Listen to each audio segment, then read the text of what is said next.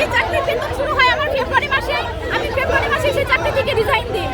এখন আমি 3 মাস যাবত চূড়ান্তভাবে সুপারিশপ্রাপ্ত হওয়ার পর ফরিদপুর জেলা থেকে মেধা তালিকায় দ্বিতীয় হওয়ার পর আমি এখনো আমাকে কোয়ালিফাইড হিসেবে সরকারের কাছে প্রমাণ করতে হয় আমি কোয়ালিফাইড কিনা।